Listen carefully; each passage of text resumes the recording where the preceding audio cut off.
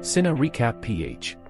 Ang pelikulang ibabahagi ko ngayon ay ang kwento patungkol sa binatang amateur boxer, na desperadong mahanap ang ama upang maipagamot ang inang may malubhang karamdaman. Ang pelikulang ito ay ang South Korean action thriller film na ipinalabas 2023 na pinamagatang The Child. Bago tayo magpatuloy, paki-like ang video at mag-subscribe na din sa channel na ito. Maraming salamat. Sa abandonadong warehouse, ilang kidnapper ang may dinukot na tao para hingan ng ransom ang kamag-anak, pero isang misteryosong lalaki ang dumating at pumatay sa mga ito.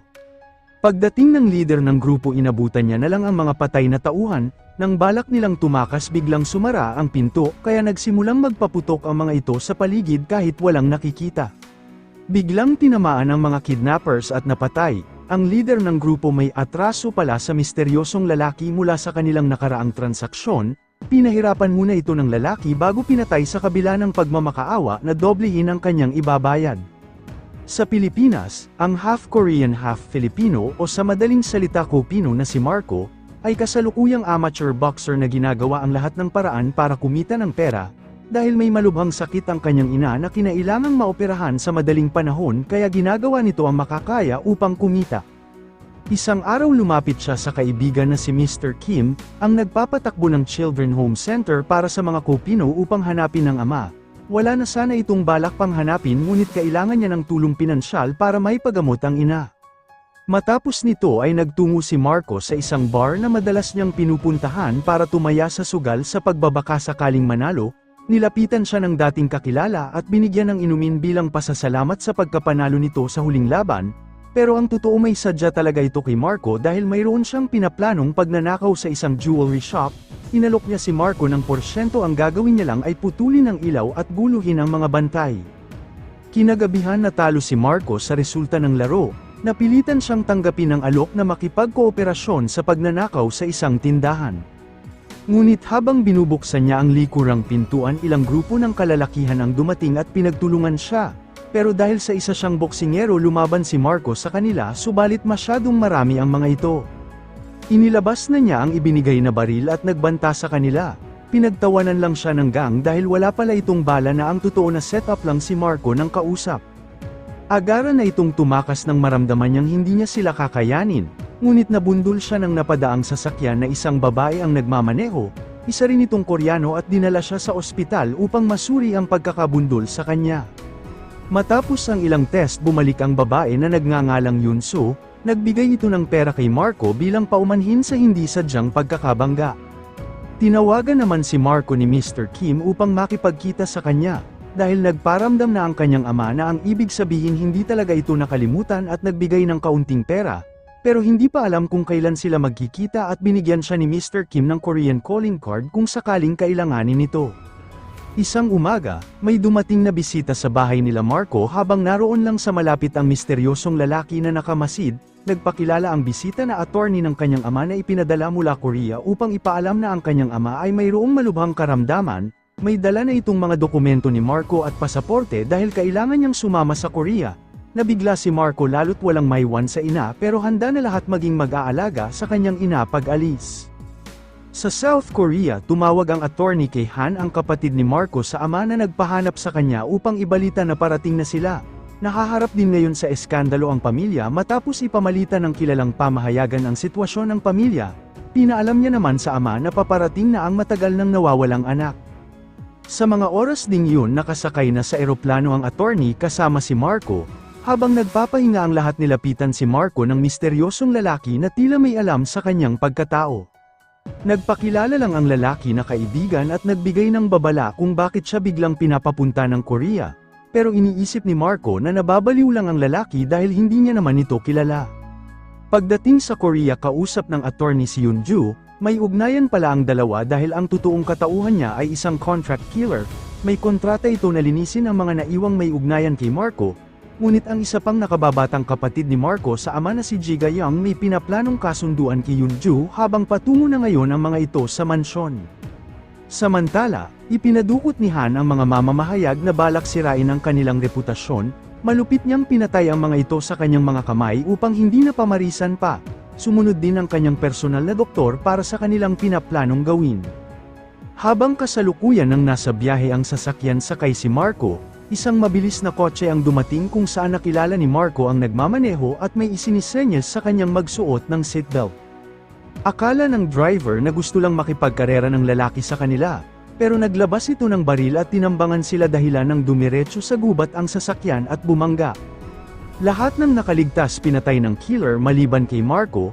Hindi na rin makontak ni Han ang attorney, pero tinawagan siya ng misteryosong lalaki na humihingi ng ransom para sa ulo ng kapatid nito na 10 milyong dolyar. Nang magkamalay si Marco, nakita niyang patay na ang lahat ng mga kasama sa sasakyan at naroon din ang misteryosong lalaking naghihintay.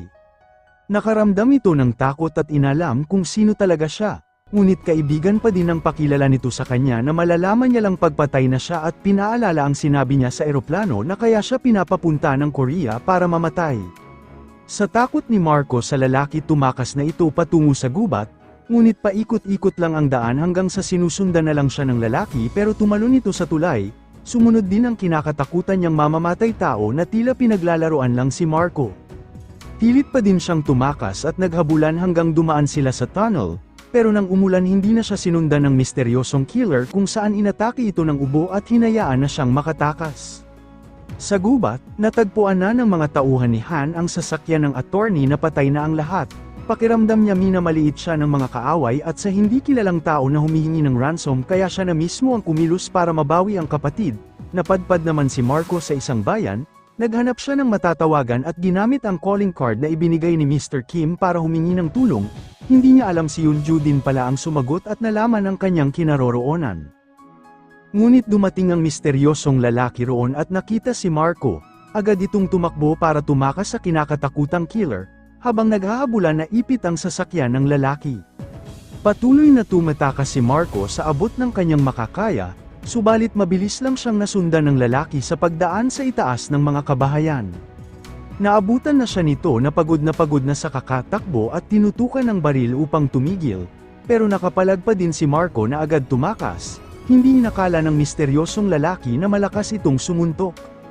Nang susundan niya ulit dumating doon si Yoonju, napilitan ng sumakay si Marco kahit hindi niya kilala habang agad namang kinuha ng killer ang kanyang sasakyan upang habulin sila.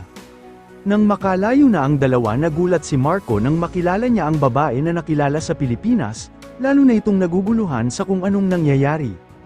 Nakasalubong din nila sa kalsada ang convoy ni Han. Sinadyang magpakita ni Yoonju upang magpahabol at sinabi kay Marco na ang lalaking nasa kanilang likuran ay ang kanyang kapatid. Tinawagan ito ni Han pero walang balak si Yoonju na ibigay sa kanya si Marco sa kabila ng mayroon silang kontrata. Sa galit ni Han balak niyang ipitin ang sasakyan ng contract killer ngunit magaling si Yoonju sa pagmamaneho.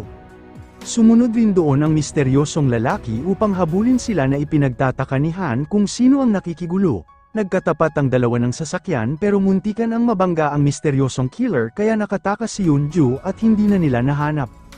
Matapos ang habulan dinala niya ito sa gubat, at pinaalam kay Marco ang lahat tungkol sa kanyang ama na sobrang yaman. Nagmamay-ari ang kanyang ama ng malaking korporasyon ngunit nagkaroon ito ng sakit sa puso na tatagal na lang ng 2 araw. Pag namatay ang kanyang ama mawawala ang lahat ng mana ni Han at mapupunta sa bunsong kapatid nila kaya siya pinadala ng Korea para sa kanyang puso. Gayunpaman, bumaliktad si Yoonju sa kasunduan kay Han dahil binayaran ito ng bunso nilang kapatid ng mas malaki upang patayin si Marco. Buti na lang dumating ang misteryosong killer na napigilan ito. Agad tumakas si Marco patungo sa gubat habang nagkaharap ang dalawang contract killer. Pero mas magaling pa rin ang misteryosong killer, napatay nito si Yoonju habang nakalayo na sana si Marco ngunit sa hindi inaasahang pagkakataon, napadaan doon si Han at nagpakilala na kanyang kapatid sa kabila ng alam na ni Marco ang lahat pero hindi na ito pumalag pa.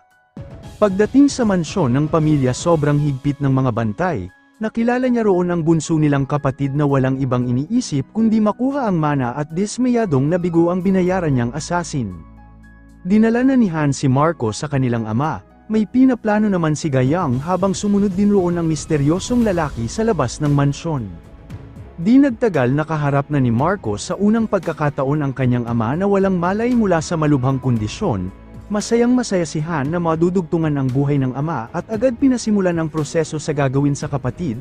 Sinubukang lumaban ni Marco pero wala itong kalaban-laban sa kanila at tinurukan siya ng pampatulog. Habang inihahanda ang operasyon na tatagal ng 9 na oras, pinabantayan itong mabuti ni Han kung sakaling may mangyari. Pero nang magsisimula na nagising si Marco na ikinagulat ng mga doktor, pinalagyan ulit si Marco ng anesthesia pero may sumabutahe sa kanila kung saan hindi nila namalayang napasok pala sila roon ng misteryosong lalaki at pinatay ang lahat ng bantay. Matapos nito ibinangon niya si Marco para umalis, may dumating din sa labas pero mabilis nakatunog ang misteryosong killer kung saan napatay nito ang lahat at nakita ni Han ang nangyayari sa operating room. Sandali namang napahinto si Marco para makita ang kanyang ama. Hinawakan nito ang kanyang kamay pero nagalit ito nang balak siyang gawing sakripisyo ng ama para madugtungan ang buhay. Lumapit na ang misteryosong lalaki para umalis subalit paparating na si Han at ang mga tauhan sa labas upang pigilan siya. Inakalang may ipit ito sa loob pero ginamit ng misteryosong lalaki si Marco dahil importante ito kay Han at hindi siya hahayaang mamatay. Nang magkaharap nakipagsundo ito ng 10 milyon kapalit ng buhay ni Marco, ngunit masyado itong namamahalan sa halagang hinihingi. Habang nakikipagtransaksyon si Han sa presyo, lumabas ang nakababatang kapatid nito na balak patayin si Marco. Buti na lang nakita ito ng misteryosong lalaki kung saan nagsimulang magkagulo. Pinigilan ni Han ang mga tauhan dahil maaaring madamay ang ama. Tinamaan ng misteryosong lalaki sa binti nang hindi niya akalain. Tinamaan din pala ng bala ang ama ni Marco at naghihingalo na lalo ngayon. Inaalala ng misteryosong lalaki na mawawala ang 10 milyon niya pag namatay ito. Nalaman din ni Han mula sa kuha ng footage kaya agad siyang sumugod sa loob. Pero nagbanta ito sa kanyang ama kung saan mauubusan na ito ng oras. Napilitan na si Han na ibigay ang perang hinihingi ng misteryosong lalaki at ipinadala sa ibinigay nitong account. Matapos ang kanilang kasunduan, ibinigay na niya si Marco sa kanila at nagbilin na hindi ito mamamatay dahil siya ang bahala. Nang aalis ang misteryosong lalaki matapos makuha ang pakay, balak siyang pigilan ni Han na makatakas pero hindi ito nagpakita ng takot sa kanila sa kabila ng banta na papasabugin ang kanyang ulo. Pinadapa niya si Marco at isa-isang tinapos ang lahat ng mga tauhan ni Han habang nagtatago ito. Nang tangkain niyang barilin ang misteryosong lalaki hindi ito nakatama at tinapos ang iba pa. Nang uulitin niya ang tangka naunahan si Han na tinamaan at napatay ng misteryosong killer ang lahat. Si Han na lang ang natitira na mayroong matinding tama kaya binawian din ito ng buhay. Nagpatulong ang misteryosong lalaki kay Marco dahil sa kanyang tama. Paglabas naghihintay sa kanila ang bunsong anak na balak patayin si Marco para mapunta sa kanya ang lahat ng mana. Nagalit si Marco dahil wala siyang balak makakuha ng kahit ano mula sa kanilang ama. Sinubukang bayaran ni Gayang ang misteryosong lalaki para patayin ang kapatid. Pero inamin nito kay Marco na hindi sila magkaano-ano. Dahil siya ang nagplano ng lahat upang gawing anak si Marco ng kliyente nilang mayamang pamilya, kinumbinsi niya si Mr. Kim para kumita ng malaking pera para sa pangarap nitong pampagawa ng Copino Children's Home. Gusto niyang makagawa ng mabuti bago man lang siya mamatay dahil mayroon din itong malalang sakit. Sa simula pa lang plano na niya ang lahat kabilang ang pagkakabunggo ni Marco upang makakuha ng medical record. Nang malaman ni Marco ang lahat galit na galit ito na ginamit siya ng misteryosong lalaki, pero ginawa lang din ito ng lalaki para iligtas ang kanyang ina at inamin na isa din siyang Copino. Huminahon na si Marco sa nalaman kung saan inatake na naman ng lalaki ng kanyang sakit. Umalis na din ang dalawa para bumalik sa Pilipinas. Kalaunan, may tatayo na ni Mr. Kim ang pangarap niyang magandang Copino Children's Home. Nasa maayos na din ngayon ang ina ni Marco mula sa nakuha nilang malaking pera habang nalaman naman ng misteryosong lalaki na wala talaga itong sakit. Matapos magpatingin sa tunay na doktor dahil peking doktor pala ang nilapitan nito at masayang masaya sa nalaman. Dito na nagtatapos ang ating kwento, sana nagustuhan nyo. I-like ang video at mag-subscribe na din sa channel na ito. Maraming salamat sa panunood, hanggang sa muli, paalam!